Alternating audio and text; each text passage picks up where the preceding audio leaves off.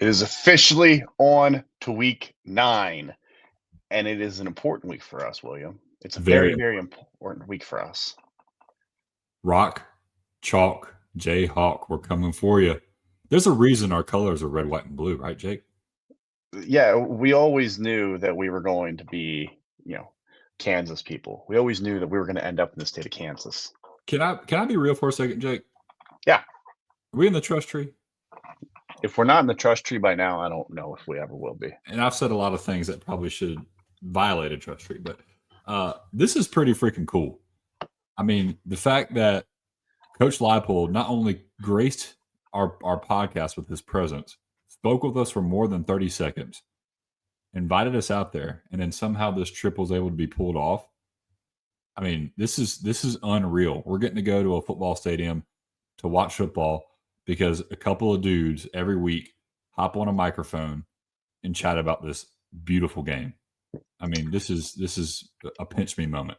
And how it organically all came about because we ranked Kansas in the preseason top 25 last year, and we just kind of we've always kept in Coach Leipold's ear, just kept a bug and got an interview, said it'd be awesome to come out there for a game. And now we're heading out to Lawrence, Kansas this week to watch Kansas try to defeat Kansas State for the first time. I think it's either 16 or 17 years that they have beat the Wildcats. So big week.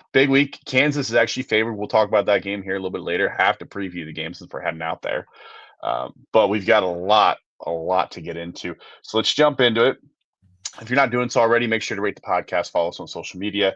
Make sure to join Squad Blitz. They're giving away $100 again this weekend to the person that comes in first. My lineup came in like 78th. It was not a good one this past week. And make sure to go join Battle Bets. You can bet for free. Use fake money. Make as many bets as you want. No risk in that at all. And they give away some prizes as well. First things first, Billy Napier is out at Florida. I don't think many people are surprised. The only thing that surprises me is that 2 other people weren't fired with him, and that's Luke Fickell and Mike Norvell. But Billy Napier, this has been in the books since last year. Yeah, last year. I mean, we had a clip last year talking about Billy Napier coming downstairs, making his cup of coffee, popping up in the paper, and seeing that the odds on who's going to take his job that week, and it's in the middle of the season. Yeah. Well, now they at least did him the honor of firing him 24 hours after the game. The funny thing is he won. Yeah, but we knew this was coming. Yeah, there was rumors circulating towards the end of last week that this was happening and this was probably going to be his final week as the head coach. Becomes 1A and 1B with Penn State as the best open job for sure.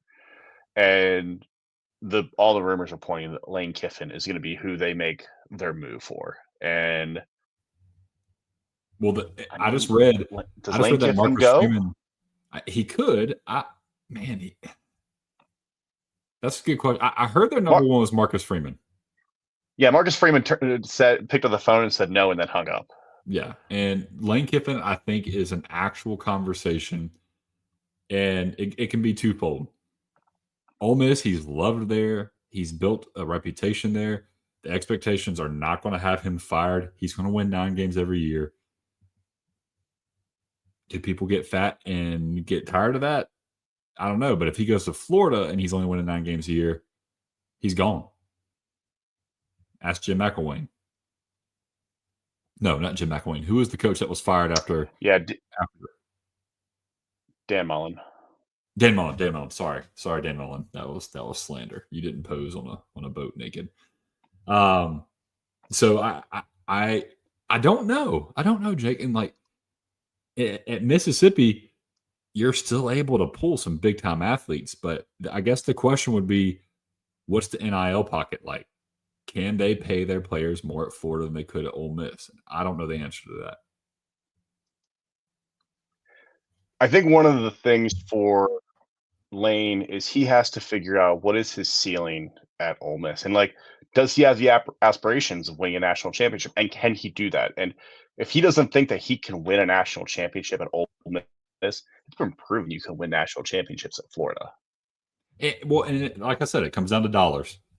Because Mississippi's in the hotbed of recruiting, and Florida's in a hotbed of recruiting. You could argue Florida's in a better hotbed or a more enriched soil bed, if you will. But you're competing against Miami. You're competing against Florida State. You're competing against now South Florida.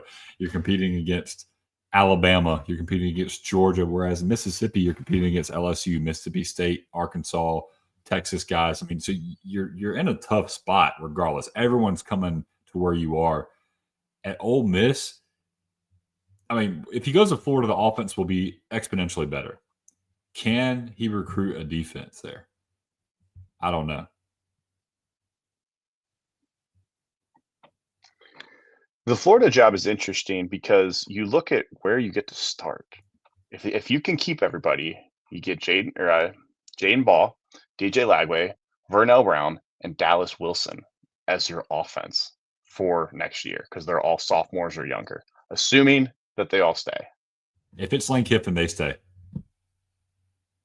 I think they because they would see what their career would do. Jake? No, I'm not going to say that. I'm not going to say that. Would it be crazy? No, I'm not going to say that. Jed Fish is another name that popped up. Would it be crazy if they pick up the phone and call Lincoln Riley? Yeah, because I don't think nobody really knows what Lincoln Riley's buyout is because USC is a private school that nobody even really knows how much he makes because they don't have to disclose that. They don't have to disclose how much money he makes. I think the buyout, although USC might negotiate it and be like, you know what, dude, go ahead. Yeah.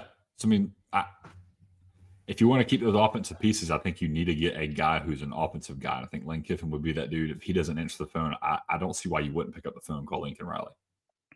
Jed Fish is an interesting one. Yeah. He played at Florida and played under Spurrier. Yeah, he played under Spurrier, so there might be some interest there. And we're seeing what he's doing up at Washington with Jonah Coleman, Damon Williams, and Denzel Boston. And what could he do with, DJ Lagway and all those guys? And a lot of people have been throwing James Franklin's name out there. So I don't see James Franklin. I don't see that as a possibility.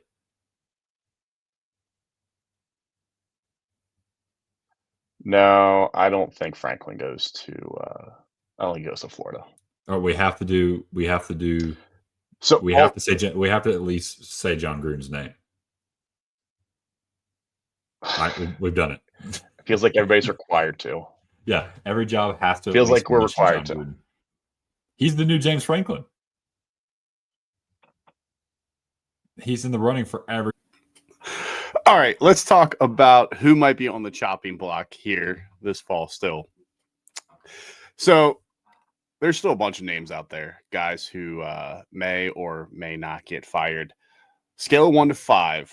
5 meaning they are burnt toast. Like you left that in the toaster for like 3 minutes and it is nice and crispy on both sides. 1 being it's white bread and hasn't even reached toaster yet. Okay. Shane Beamer, 1 to 5. That man is that toast is starting to heat up a little bit. I would say between a 3 and a 4. Let's give him a 3.5. I was thinking 3.5 as well. Yeah, so 3.5 for Beamer Ball.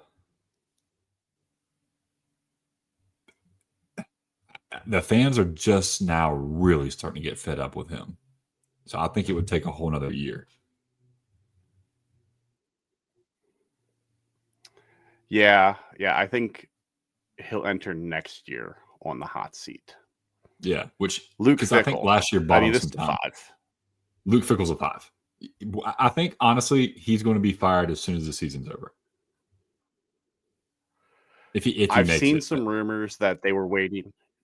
I was seeing some rumors they were waiting until after the Oregon game. Makes sense. So that interim because coach then get his teeth kicked in. Exactly. So they don't have to play Ohio State or Oregon. The interim gets to ride out the season. I feel that. How about Mike Norvell? I think Mike Norvell would have been fired this weekend had the boosters been able to raise the money. So he's a 5. He'll be out after this year. Feels like it's a matter of when, not if, for Norvell right now. The Stanford loss, that's the most egregious. That was awful.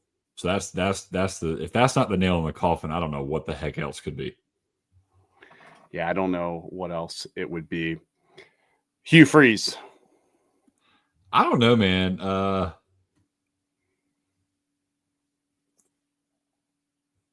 Or I think he's a 4.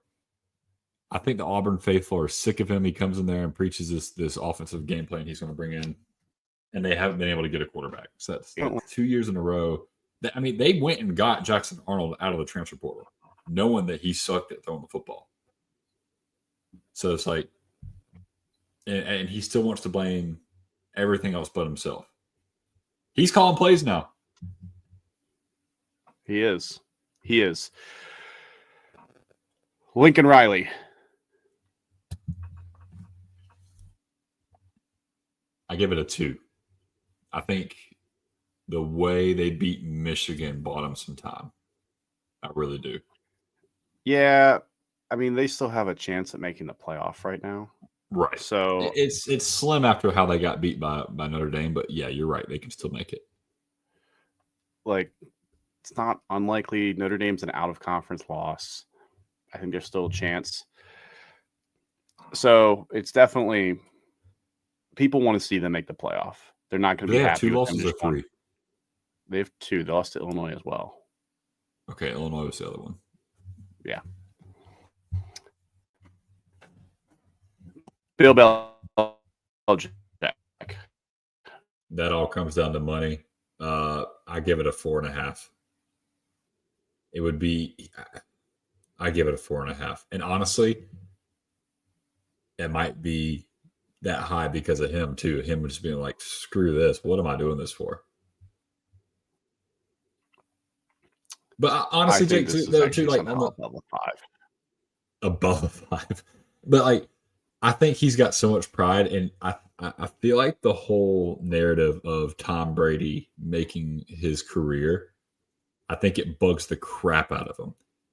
And I think him coming to the college realm was to partially to disprove that and to say, hey, I don't need him to win in college, and I'm going to go win in college just because I'm a great coach.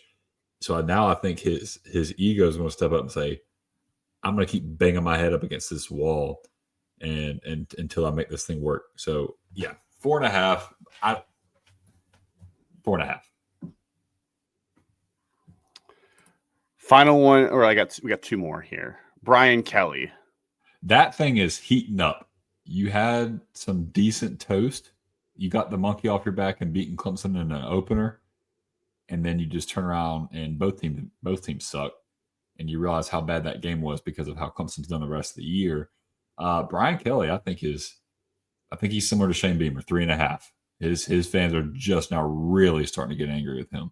I mean, this team was supposed to be something different. Yeah, LSU is a team right now where people say if you took them out of the SEC, they would not be ranked because they haven't beat anybody as of right now. Yeah. And I think that with the expectations coming into the season and what they are right now, that they're not cutting it. And I don't think they'll get fired. I think this is like a 2.5. But if they finish rough, like let's say they finish 7-5, I don't know what his buyout is, but I could see somebody paying up for it, especially now that a $50 million buyout is in play because of if you got the money, they'll do it. I could see somebody ponying up and doing it. Final one here, Jonathan Smith at Michigan State. I think he's at a 4 as well. You had your guy in Aiden Childs. You got Nick Marsh. The offense isn't doing anything. The defense is bad. He's an offensive guy. He came in there with this plan to come score a lot of points with Aiden Childs and surround him with talent. And they did it. They surround him with talent. Nick Marsh is extremely talented. They still can't do it. Yeah. I think they give him one more year, but I think next year the seat is pretty hot heading into it. Yeah.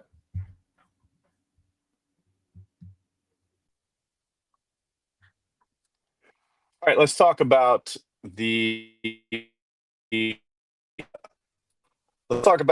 past weekend slate of games. Then we have to talk about this past weekend because, boy, did we have some action. Yeah, we did. And Jake, I'm going to give you your flowers a little early before we start talking about our spicy takes. You called it. Alabama beat Tennessee by triples by 3 scores. They 17 did. points. They did. That's That 3 was my scores. hot take of the week, and I said that they would win by 3 scores. But I want to challenge luck. everyone. That was a good matchup. You made a good call. But I want to challenge you not to be a box score watcher, because if you just look at the scores, like, wow, they really did belt the ass. They took them out. I don't think Alabama really beat Tennessee that bad. And let me tell you why. So Tennessee held Alabama's running backs, just their running backs, to 47 yards on 22 carries. That's abysmal. One of the running backs had 3 carries for -2 yards. That's 2.14 yards per carry. And then only 250 yards passing, which is a pretty above average day. You had a good day. But it's against a depleted defensive back group where both their starter and their backup, so their 2 best corners, have been out for the last 3 weeks. And I thought they played Alabama very, very well. You take away the pick 6 to end the half, and I think this game could be a much different outcome.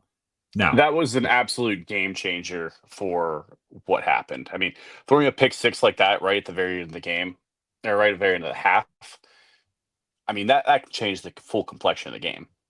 Yeah, especially on the 2-yard line, 3-yard line. You're right there. It was deep. It was deep in the territory. And everyone wants to be critical, and I do want to be a little critical of Josh Heupel for a second, or whoever called that play. I don't like throwing out routes that close to the end zone. I mean, you saw what happened. It's jumped, but if an out route is jumped, it is very, very likely they're going to house it, because if they're jumping a route, they've already got momentum going the opposite way. And when I was at Clemson, when we were in a situation like that, our offense coordinator said, you have one read. If it's not there, give somebody a souvenir, meaning throw it in the back of the end zone. 3 things can happen when you pass the ball, Jake.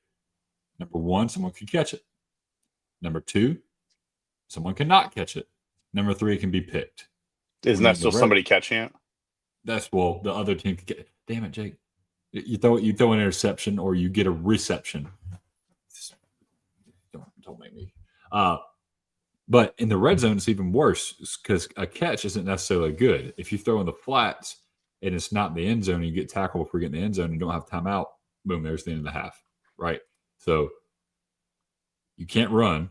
You get in the shotgun. You have one read. And if it's not there, you throw it out the back of the end zone. I hate the out route because of what happened in that game.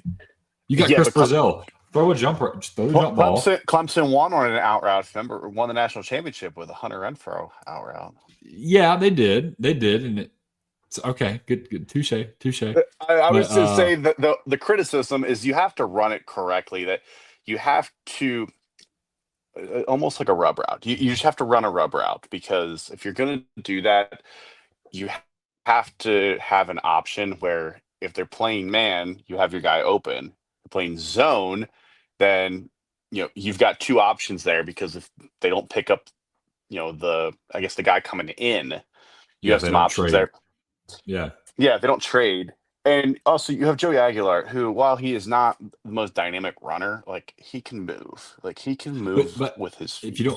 If you don't have timeouts, you don't want to run right there, because I get that. I get that. Yeah, you can throw it away and live to see another day. I think the scoreboard tells a different story, but I don't want to take away flowers from Alabama. By God, they found a way. Ty Simpson has earned himself a lot of money this year. That Alabama defense did a really good job of keeping Tennessee limited in their opportunities. I mean, what are you going to do? Alabama is getting on a roll. Tennessee, I think that Georgia loss is really hurting them a lot at this point in terms of the playoff. If they finish that game out against Georgia, I think this game doesn't hurt as bad. But I think now you might have just almost been pseudo-eliminated from the playoffs. Yeah, I pulled up their schedule. At Kentucky should be a win, and now you still have Oklahoma and Vanderbilt. Vanderbilt we're going to talk about again. And at Florida is not an easy game to win, no matter who the coach is. We've seen And it's a rivalry game. sometimes, yeah, it's a rivalry. Sometimes after the coach gets fired, you've got some rejuvenation of the program, kind of like UCLA. Yep. Sometimes they just completely fall apart. So I'll be interested to see what happens with Florida there. But you play Vanderbilt, you play Oklahoma, you lose one of those two games, you're done. Because as of right now, Tennessee does not have a signature win. Like there's no win on their schedule right now that they can hang their hat on and go, yep, that's going to help us get in the playoff. Right now, they do not have that. Now they beat Oklahoma and Vanderbilt. We'll see what happens with both of those programs down the stretch. Oklahoma, I don't want to say it's going to get discredited, but Oklahoma could finish 8-4 because they have an absolute gauntlet of a schedule still down the stretch. Vanderbilt, we'll see. One hand. Yeah, and their quarterback is not with two full hands right now. Vanderbilt, obviously, I think that's going to be a quality win if you find a.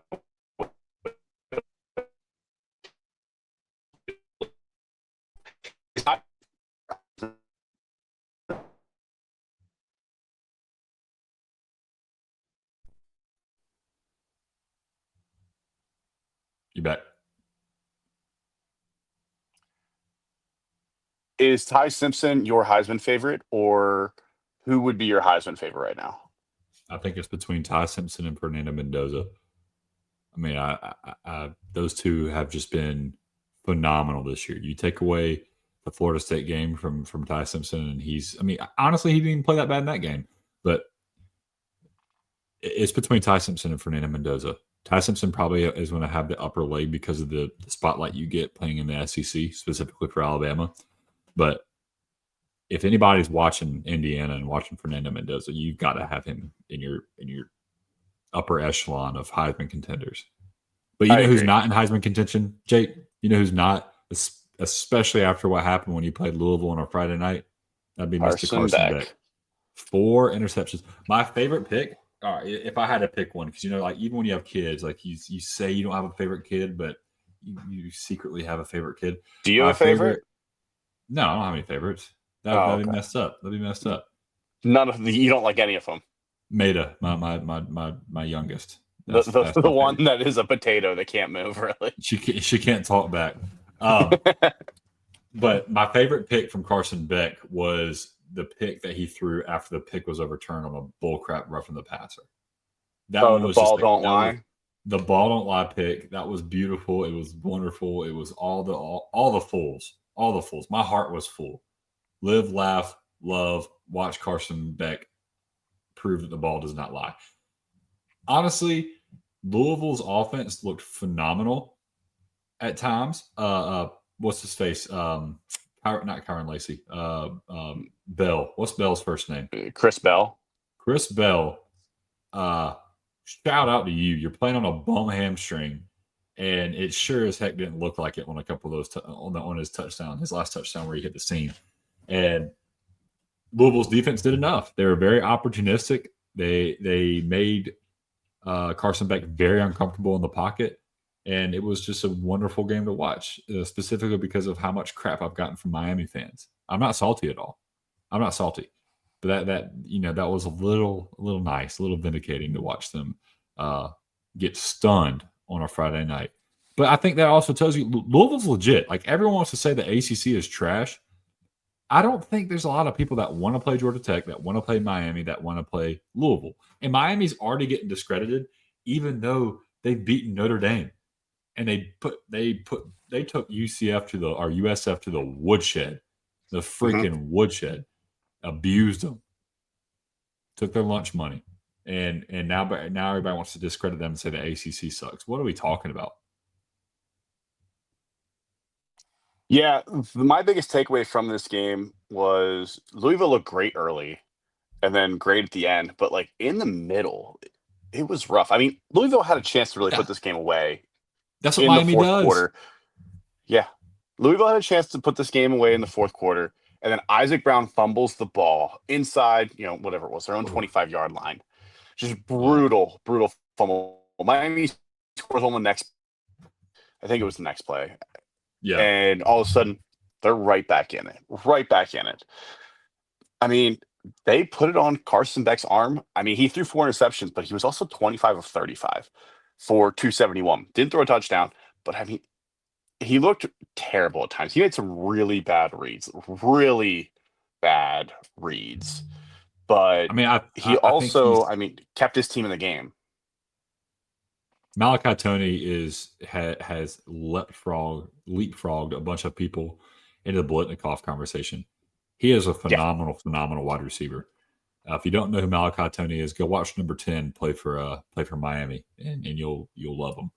The dude plays with heart. True freshman with 500 yards already. Yeah, he's unbelievable. Yeah. Last week, Georgia beat Ole Miss. Gunnar Stockton, I think, is a quarterback that could lead Georgia to a title, but I also think he's a quarterback that could have Georgia lose in the first round. He is Stetson Bennett 2.0, and I say this purposefully because he's a better runner than Stetson Bennett. I think he's a little bit tougher, but he brings that leadership that Stetson Bennett had. Like, he wasn't the best quarterback on the planet, Stetson Bennett, but he got his guys to rally in these big time games. Gunnar Stockton does the same thing. His guys just want to play for him. I mean, he was coming into this game with an oblique injury, wasn't practicing, wasn't throwing the ball at practice, and his offensive coordinator comes up to him. This is per some Georgia radio shows, and says, "Hey, don't run the ball." And he goes, "I'm going to freaking run the ball. So if you got to put extra padding on me, whatever you got to do it, because I'm going to run the freaking ball. I can't go out there and not do that." And sure enough, he goes out there and does what he has to do to win. I mean, and this is the second time now that Georgia's been in a shootout, should lose. The other team has them put away in the fourth quarter, and they just come back to life, like Kane in that GIF, the famous GIF of him shooting up out of the casket. I mean, Tennessee, they had him dead. I mean, capital D. And then Ole Miss, same thing. But both of those teams failed to hit the knockout punch when they had the opportunity. You got to knock them out. Yeah, you got to take the bad guy out. Yeah, I mean, Ole Miss was up 9 points entering the fourth quarter there, and Georgia outscored them 17-0 to end the game. Ole Miss had plenty of chances. They had chances to put them away. They hit some big plays. Trinidad Chambliss overall was pretty good. He's phenomenal. There's definitely, you could tell he came from Division II, but I mean, at the same time, he threw for 263 yards, 1 touchdown, had a 75-yard touchdown to Dejon Stribling. I mean, he spreads the ball around to a lot of his guys. It's not like it's just one dude that's doing it. Keelan Lacey, kind of a disappointing day, only 12 carries, only 31 yards. I think that was one of the big things, like, especially if you're winning towards the end of the game, if you can't run the ball consistently, it's going to be hard to win games. Yeah, that 4-minute offense is important when you have a lead. And rushing the ball 24 times for 88 yards, only averaging 3.7 yards for carry. That's not going to get it done. But I'm not out on Ole Miss yet. No. Mm-hmm. Well, no, I'm out. I'm out. And you know why I'm out? Ole Miss is going to do what Ole Miss always freaking does.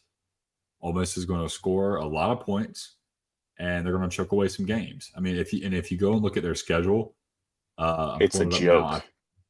It's a joke. Okay, so that gives them some help. But Oklahoma, we're going to find out who this Ole Miss team is this weekend. So you know what? I take it back. I'm going to wait until, oh my God, it is a joke. Oklahoma, South Carolina, Citadel, Florida, Mississippi State. But if they go and handle business against Oklahoma at Oklahoma, they're in the playoff. They're in the playoff. And they're 100% in the playoff if they win this weekend. I want to see how they the ACC championship game if they win this weekend. The SEC? Yeah, they might be in the SEC championship game if they win this weekend. Yeah, you're right. So this is a prove-it weekend because I want to see what they can do against a phenomenal defense. Georgia has a great defense. Oklahoma has a phenomenal defense. So I want to see them do it. I want to see how Trinidad Chambliss reacts on the road against a great defense. And if Ole Miss's defense doesn't travel with them, I don't know. We're going to find out who Oklahoma. This is going to be a whomst are you game. Who is Oklahoma? Who is Ole Miss? The fact that Ole Miss does not play Alabama, Texas A&M, Texas, Missouri, Vanderbilt, or Tennessee. I mean, That's insane. The only two Listen top to this, teams Jake. they play are Georgia, or they played LSU, my bad. They only played LSU, Oklahoma, and Georgia from the top half of the division. And we've learned that LSU isn't really anything to be worried about in the SEC. This is their SEC schedule. At Kentucky, win by 7. Versus Arkansas, win by 6. Versus LSU, win by 5. Versus Georgia, lose by 8. Now they got Oklahoma, South Carolina, Florida, Mississippi State. So, you know what? I'm going to stick with it. I'm still not high on Ole Miss because you're telling me you could only beat Kentucky by 7. You could only beat this terrible LSU team by 5 and Arkansas by 6. And then you couldn't pull it out against Georgia. You couldn't finish the job against Georgia. It would be an absolute Ole Miss thing to lose that final game in the Egg Bowl to prevent them from making the playoff. Do we see a player score a touchdown and do the peeing on the goalpost again? That would make my year if somebody did that. Make my absolute year. Speaking of LSU, Vanderbilt takes care of business. Is it time to talk about Vandy as a legit playoff contender? You have to, because as long as two's out there playing quarterback, you don't have a choice. Yeah, I mean, we talk about schedule. They have definitely a little bit more of a difficult schedule the rest of the way. You still got Missouri at home. Texas, I know Texas did not play well against Kentucky this past weekend, but the talent is still on that team. It's also in Austin. Auburn, have no idea what we're going to get out of Jackson Arnold and Hugh Freeze that weekend. Kentucky at home, they should breeze through that one. At Tennessee, I think they lose at least one more game. The question is, do they lose 2? I think 10-2 Vanderbilt with the schedule that they played, I think they're in the playoff because I think there'll be enough ranked wins on that schedule that 10-2 they should be easy. Don't know if they'd host a game, but I think they'd be in pretty easy. I don't want to spoil anything, but I'm worried about this weekend for them. Oh, yeah. Oh, yeah. Missouri is, if there's a team that's built to beat Vanderbilt, it's Missouri. And why do I say that? Missouri is top 10 in every single defensive category, and Vanderbilt is pretty good offensively, and their defense is struggling. And Missouri has a middle of the road offense. So if you're going to come alive and have a good offensive matchup, and your defense does enough, I think they could beat Vanderbilt. But I don't want to spoil anything. You know what? And we're supposed to be talking about how they beat LSU. Go ahead. Sorry. I was just saying, I think Missouri and Vanderbilt have 2 similar style quarterbacks, but let's talk about that LSU game. Yeah, Diego Pavia. He's set himself apart. You know, we gave him a lot of flack for him running his mouth this offseason, and I think rightfully so, to defend us, Jake. But I think he's also standing on business, and I mean, even in the Alabama game, they should have won that game. Their lone loss. Mm-hmm. So you say they haven't really played anybody on the one team they had played, they lost. It's not like they looked out talented and out, schemed. They turned the ball over too many times. So they go into LSU, and that offense just looked unstoppable. Yes, they only scored 24 points, but that offense looked unstoppable.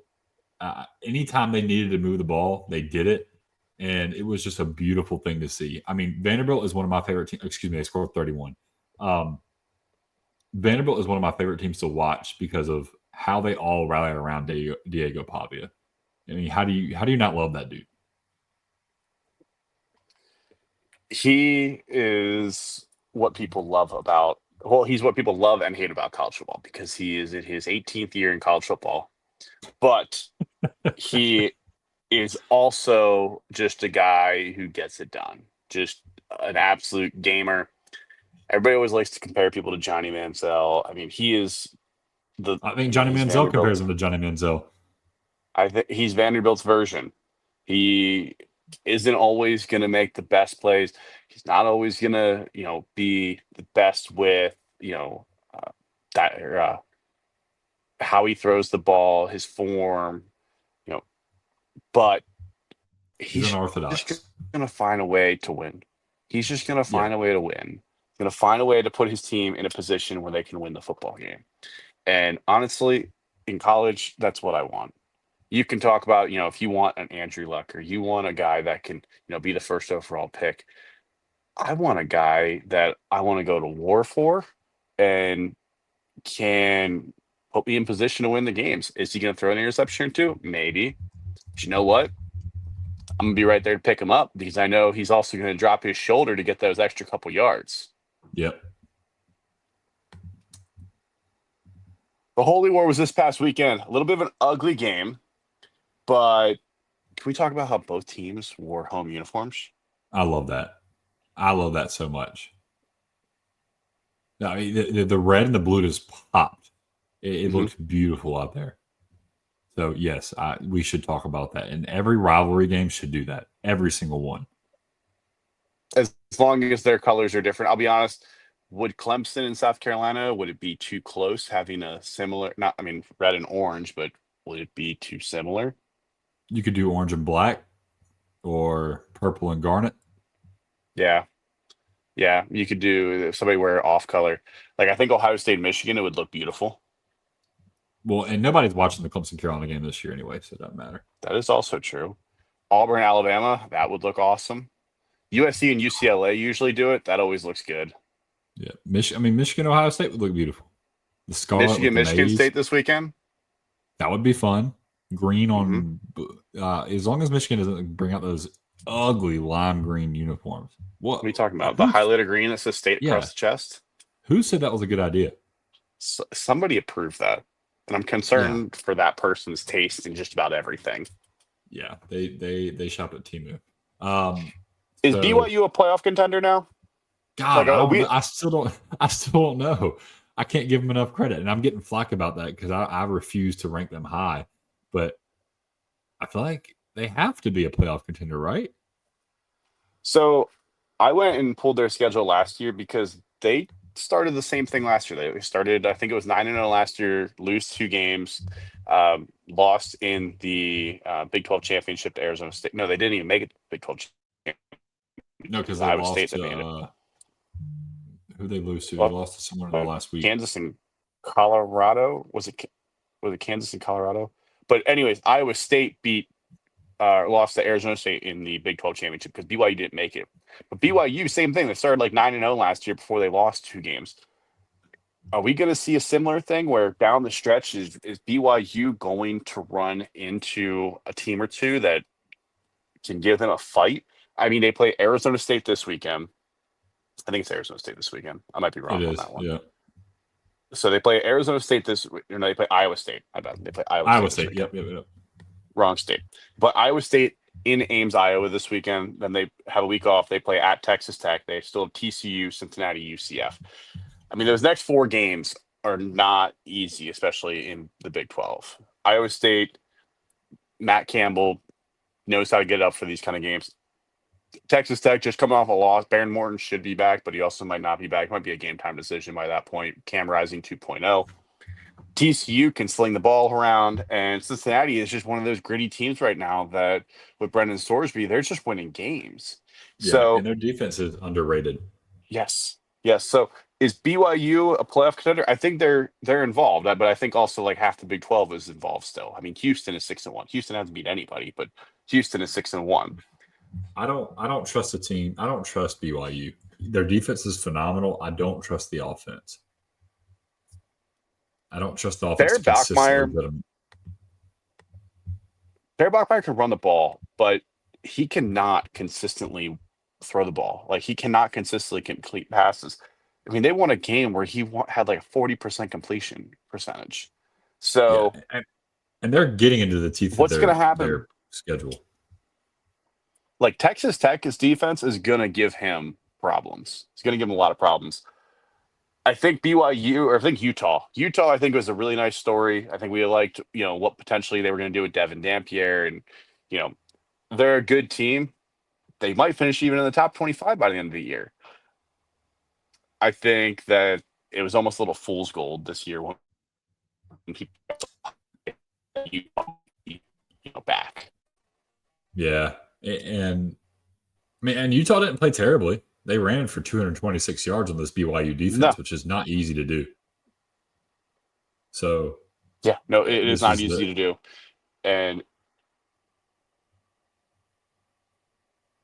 yeah, and it's just not an easy thing to do to run on this Utah defense, especially, with the Kyle Whittingham. You're getting a tough team. You're getting a tough team with Kyle Whittingham.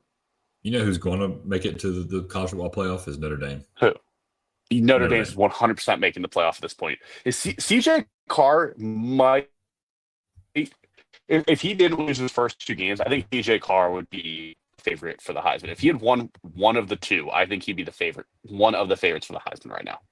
I mean, he has to be in consideration. He's playing phenomenal football, but the problem is they're not playing anybody.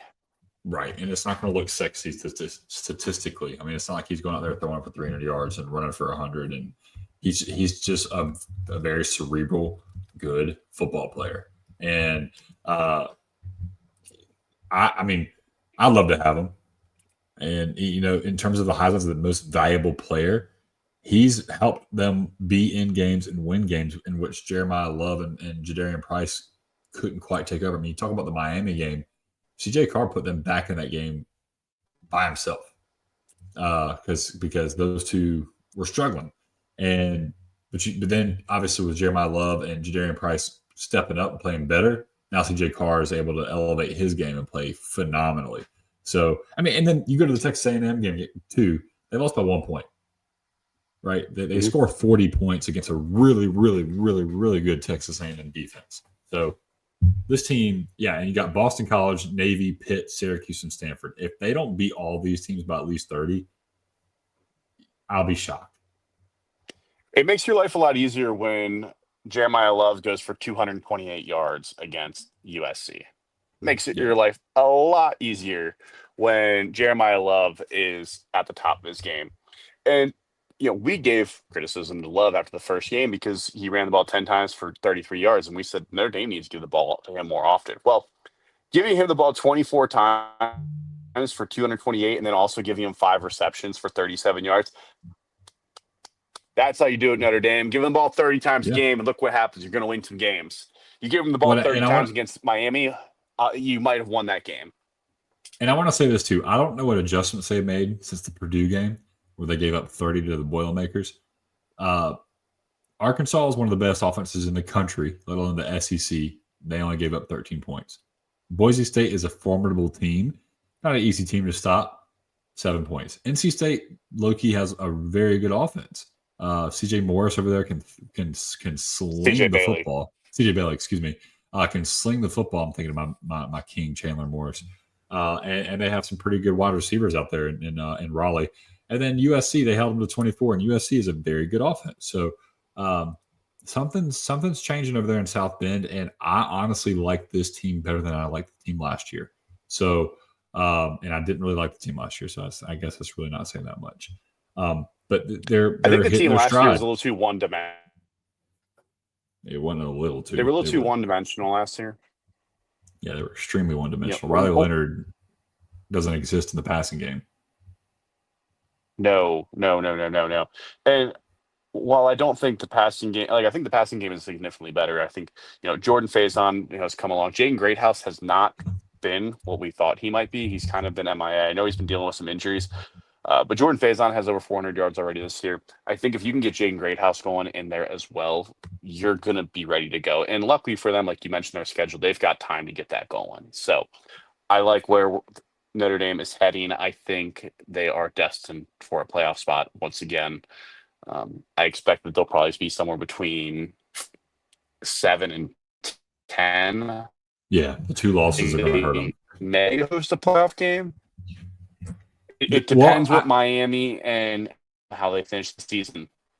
Were they 5 or 6 last year?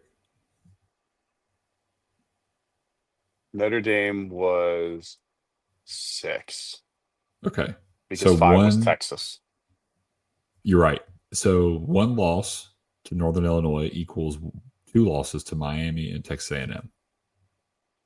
But also the seeding was weird last year because It was. Boise State and Arizona State had a 4 seed, but they were like should have been the 11 seed. So Yep. I don't know where they'll be seated, honestly. I guess we'll find out here. All right, let's talk about a couple games for this weekend. Ole Miss and Oklahoma. We briefly touched on this one. Give me a key to the game for this weekend, and what do you think is going to happen here? So we talked about it, we alluded to it a little early. Ole Miss, phenomenal offense, specifically in the passing game. Ole Miss is 7th in air yards per attempt, 9.7, which is really, really good. 7 is the average, so 9.7 means they're really pushing the ball down the field. And Oklahoma's defense is 3rd at 5.1 yards per attempt, so they make you throw it close. They don't give you time. The difference in this game is not going to be that stat right there, Jake. The difference in the game is going to be similar to the Georgia game. When Ole Miss needed to win that game, what could they not do? They couldn't run the football. They're not running the football on this Oklahoma defense that ranks 3rd in the country in stopping the rush. So the key to this game is Oklahoma's defense is going to win the day for them and just do enough. The offense just has to do enough to keep them in it. Yeah, I think one of the things is don't let last week's loss turn into also this week's loss. Ole Miss, you know where your schedule's at. A win this weekend would do a lot for you in the playoff run, help give you a much better chance and potentially host a playoff game, which I think would be awesome to see Ole Miss host a playoff game. I think that atmosphere would be electric.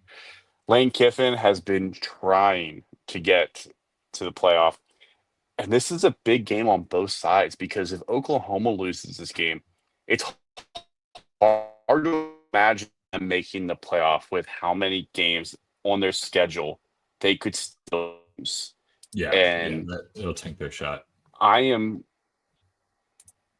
know we like John Napier. I know you were super high on Oklahoma before the season, but with games against Tennessee, Alabama, Mizzou still on the schedule for Oklahoma, like this is a must win. You have this game at home. You can't lose this game at home. So, for Oklahoma, like Jaden Ott, there's all the rumors that he's done. Like he's not coming back. Like they're not going to use him. The offense did not look great against Texas, obviously. This past weekend, once again, didn't look phenomenal. Torrey Blaylock had 100 yards, but John Napier only had 150 through the air. So that's what I'm focused on. Is John Napier? Blaylock. What's Napier going to look like? Yeah, I think that this game was perfect for him because he didn't have to throw the ball that much against South Carolina. So it allowed him essentially a week to rest while starting, if that makes any sense. Because they had so much success on the ground, they weren't relying on him doing anything, specifically running the football.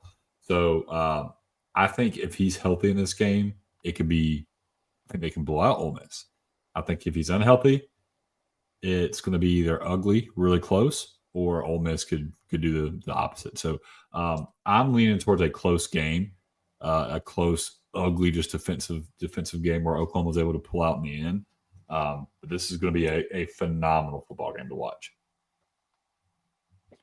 Yeah, this game to me it's going to come down to John Napier and his health.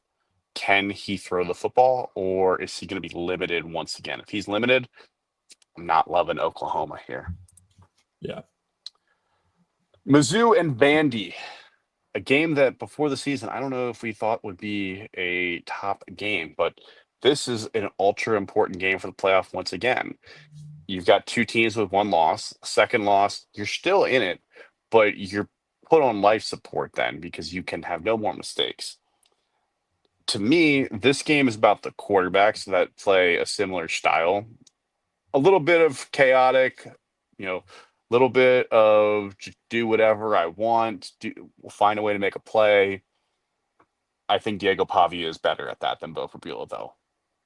A little bit of Beulah in my life, a little bit of Pavia, throw touchdown.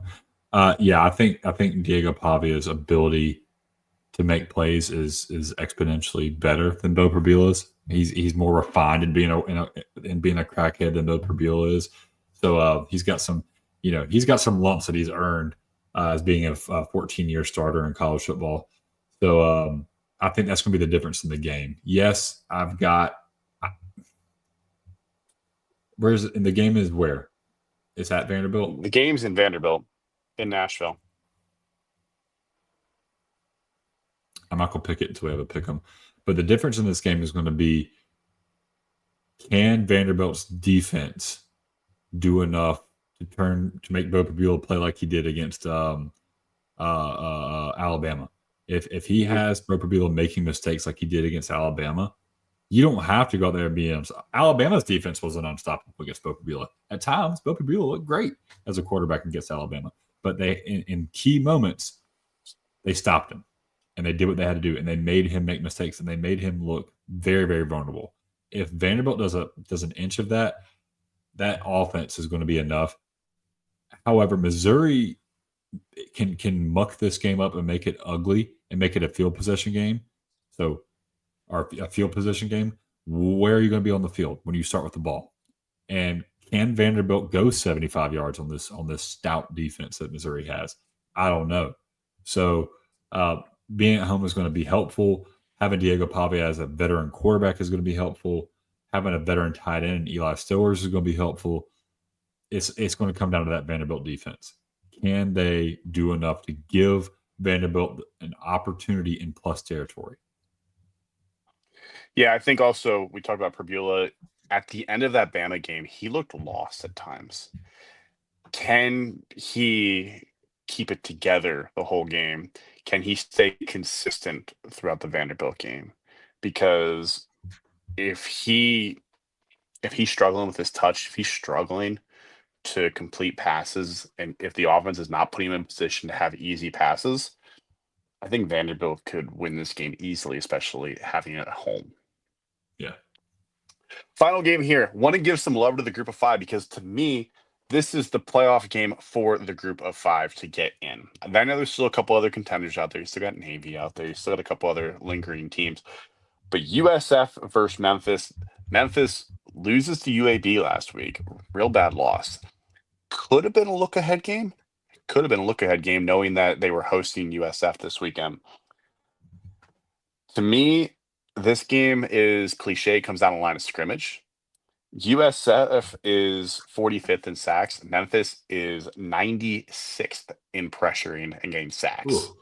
Memphis allows the 71st most sacks. USF allows the 50 most. So neither of them are great at getting pressure. Neither of them are great at protecting their quarterback. Memphis is worse at both. I think this game comes down cliche to line of scrimmage. Who can get more pressure and put teams in second and third and long, and then they can also once again pin their ears back and go for the quarterback. Yeah, but when you run the ball like Memphis does, I'm forgetting the running back's name right now. That helps out a lot with sacks. Even though they're terrible in that margin. It's funny also that these teams are very, very similar. They both have beaten SEC teams, which is pretty crazy. At USF beating Florida, Memphis beating Arkansas. Both lost to a team from the South? Both lost to a team from the South. One I'm a little bit more south in Miami. And that one was, you're playing the then number 2 team in the country. You're a little outnumbered. UAB beating Memphis is just egregious, and that game took away what could have been game day. I think game day really was considering it, and then Memphis peed down their leg. And honestly, UAB, they've been awful all year, but they looked really good against Memphis, which was crazy. It's like they fired UAB, Trent Dilfer. They were he wasn't taking pictures before the game, so maybe the coach they had this week was actually paying attention and doing what he had to do. But I'm just Ryan Silverfield is always going to have Memphis in a good spot to win games, but this USF team has been tested. They're battle tested. They've done enough. They've shown it to me over and over again. I've bet against them once. That was North Texas. I won't do that again. I'm sorry, South Florida. Excuse me. I bet against them against Florida too. I bet against them against Florida, Miami. That worked out, and against North Texas. I will not go against these South Florida Bulls ever again. They deserve all this credit. I honestly think, Jake, this is going to be a blowout. It would not shock me in the least if USF blows out Memphis. And I think we saw a lot of flaws last week, and I think that's going to play a role. So, and then if you're allowing 71st most sacks in the country, and you play against a violent USF defense, I mean, because regardless of how often they can sack the quarterback, yes, they're 45th in the country. They are violent. When they do get a hold of you, they hit like an SEC defense. And we've talked about this before. And I mean, watching them play North Texas, I mean, there was times where I felt bad for the guy on the field because he was just getting mollywopped.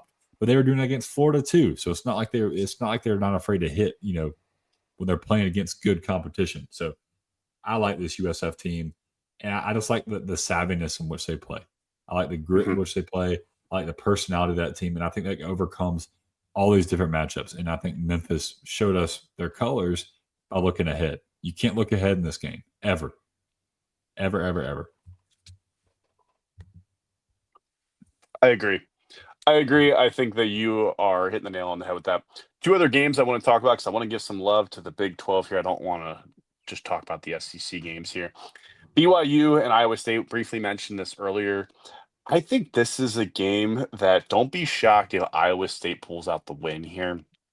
BYU is coming off obviously an emotional win, rivalry game. Go on the road to Iowa State, where we've seen plenty of teams get upset by Iowa State on the road, and Matt Campbell's going to have his team ready. Rocco Becht is a really good quarterback. You don't have to worry about the passing game as much with BYU because Bear Bachmeier is not the best and most accurate passer, which I think might help out Iowa State in this game. I think that BYU's got to be really careful with this game because Iowa State, I think, is going to give them everything they've got, everything they can handle and more. Yeah, they're a top 25 rush defense. They've struggled once against Texas Tech. Texas Tech was able to run the ball very well against Iowa State, but other than that, no one else has been able to do it. So if BYU ain't going to move the ball down the field through the air, it could get rough. And it's hard to think that Bear Bachmeier is going to consistently move the ball down the field through the air. Yeah, I don't think he will. So I think Iowa State, I'd be very interested in Iowa State this weekend. Other game, under the radar game this weekend, Houston is 6-1 traveling to Arizona State. To me, I'm interested because Houston has 6 wins. Now, granted, they haven't beat anybody and they lost to Texas Tech. But if Houston can surprise some people this weekend, suddenly they're a college football playoff team. The problem, I think Sam Levitt and Jordan Tyson are just going to go off. Sam Levitt was back, and he looked good with Jordan Tyson again. Yeah, they did. So I don't know, Jake. We're going to find out who Houston is. This is their first test, like you said. We're going to find out if Connor Wegman and the boys are legit or if they've just played cupcakes. That takes us to time for our Gridiron Spice take of the week. Just like bold college football takes, Gridiron Spice Company brings bold flavor to every meal, from the signature varsity blend to the fiery hot route and Cajun-inspired go long. These seasonings are built for game day. Head to gridironspiceco.com. Use code WALKON for 10% off your order. Gridiron Spice, where football meets flavor. All right. I nailed mine last week. I said that Alabama would beat Tennessee by 3 scores, and they did. Yep. And you said Vanderbilt would win. Yeah, by 3 scores. Yeah. They did not. They did not. I keep getting very close to getting, I'm like one part off. Yeah, that's a pretty big part off, but I'm just been one part off. It's coming soon. For this weekend, I think mine is pretty spicy. I think that Cincinnati by the end of the weekend is a top 15 team in the rankings. Okay. I think part of that is I think they play Baylor this weekend at home. They're 4.5 point favorite. I think a win over Baylor, a big win over Baylor would look good because Baylor's passing offense is good. Baylor has struggled at times this year. I mean, they put up points, and I think Cincinnati's defense will be legit this weekend. I think there'll be enough upsets in front of them that with the combination of Cincinnati looking that good and a couple upsets, I think Cincinnati's at 15 after this weekend.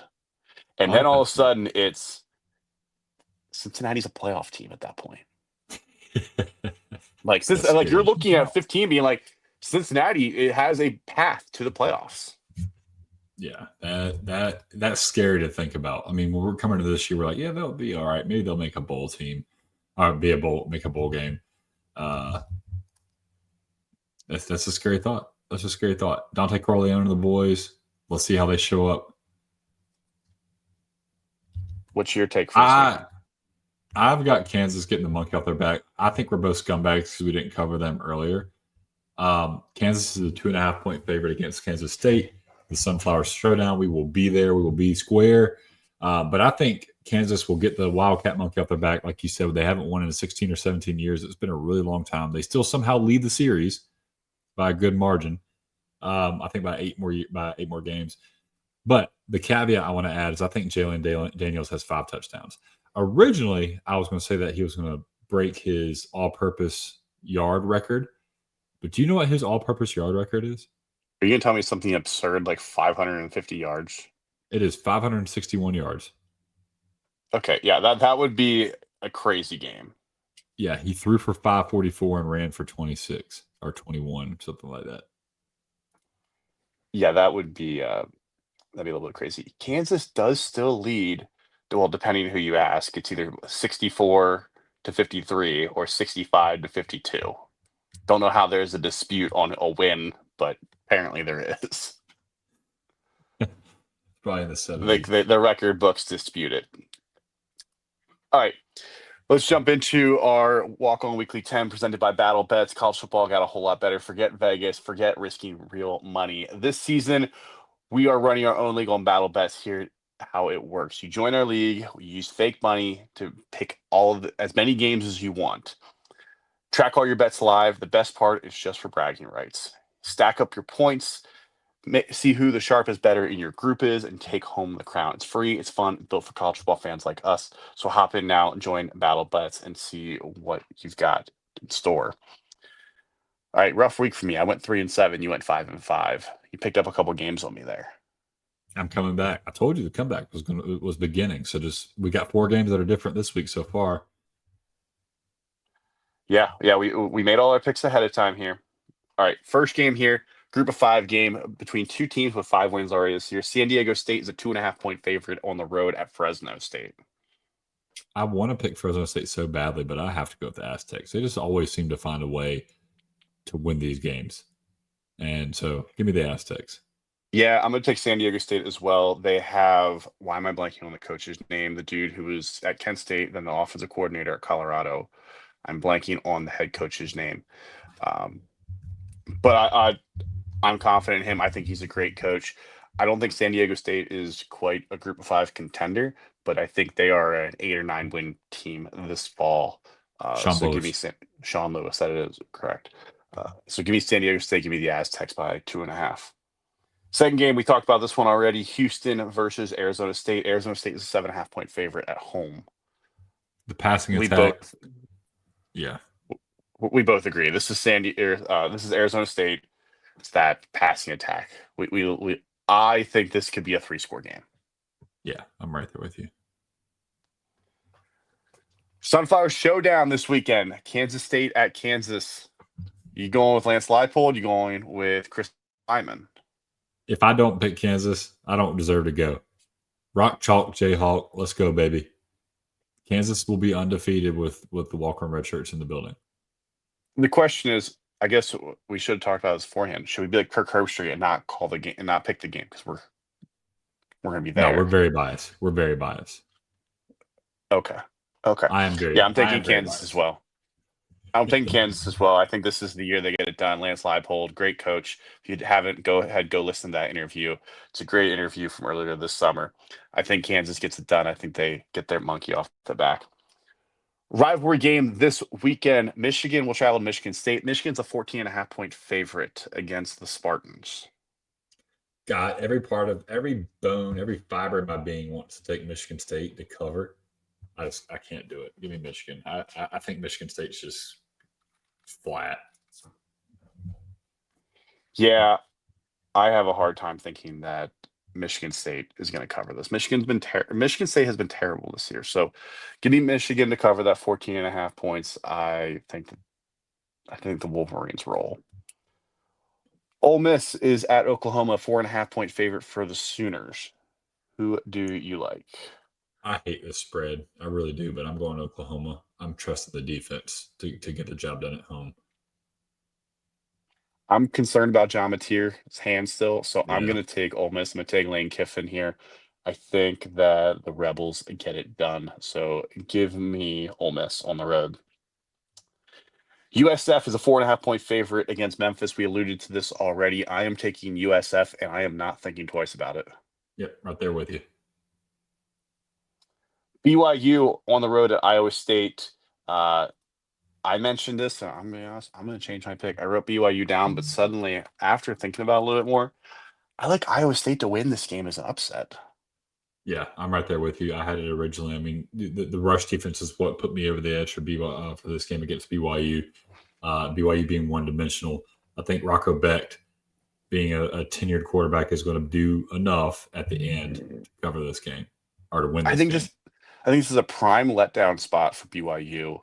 I think Iowa State is going to cover this spread. I think Iowa State's going to win, and I think similar to last year, we're going to see BYU take a little bit of a tumble here in the second half of the year. Interesting game here this weekend. Illinois will travel to Washington, with Washington being a 4.5-point favorite. Kind of life sport for either of these teams that think they might still have a chance at the playoff. If they win out, there's definitely a shot because they both would be either one would be 10-2. I like Washington to win this game and cover that 4.5 point. I think that cross country matchup is something that's going to benefit them. Mm-hmm. I think Washington is coming off a hard loss against Michigan. Similar style with teams that really are physical. And I think Washington will get them this weekend. Yeah, I've got Illinois covering this one. I like Brett Bielema. I like Luke Altmaier. Hank Beatty's been my guy. We know Hank Beatty's been my guy. I think playmakers will make the big time plays, and I think Illinois' defense will do just enough to hone in on Damon Williams and slow him down a little bit. Then the next game we got here, Missouri is on the road at Vandy. Vandy's a 2.5-point favorite here. I alluded to this already. I think this is the perfect storm, not for Vanderbilt, but for if you want Vanderbilt to lose. So I've got Missouri beating Vanderbilt in this game due to that defense. I'm going to take Vandy. Vandy at home. This is arguably one of the biggest games in Vanderbilt history. Yeah. That with where they're at, the trajectory of the current program, I have a hard time thinking Diego Pavia is going to let me down. I have a hard time. And the last time we saw Mizzou in a real big game, when they played Alabama, Pavia didn't look great. Pavia has shown it to me time and time again. I'm going to take Vandy here. Final game on the slate here is kind of an interesting spread. Texas A&M is a 2.5-point favorite on the road at LSU. That 2.5 point is very interesting. We both like Texas A&M here, I'm pretty sure, though. Yeah, that's easy money. I would take that at 10, at minus 10.5. I'm kind of surprised that the spread is that low. But, yeah, give me A&M. I'm not sold on anything LSU right now. I'm not buying anything. Brian Kelly feels like he's on the way out. So, I'm just not sure where this is heading, and I'm going to take A&M. Well, that is it for our episode this week. We'll be back again next week. We're going to have plenty of content coming out this weekend as we're out in Kansas. Make sure to go follow us on social media at Walk On Moose, at Walk On Red Shirts. Go check out the walkonredshirts.com. Go check out Battle Bets. Go check out Gridiron Spice. Go check out Squad Blitz. plenty of stuff to keep you guys involved throughout the rest of the college football season. With that being said, we'll be back again next week to recap the trip and also to talk more college football. Yep, that's what we do best. And hey, we battled in this one, Jake. A lot of technical difficulties, and we came A lot through. of technical difficulties today. A lot of technical difficulties. We'll Gritty be back episode. again next week. Yep.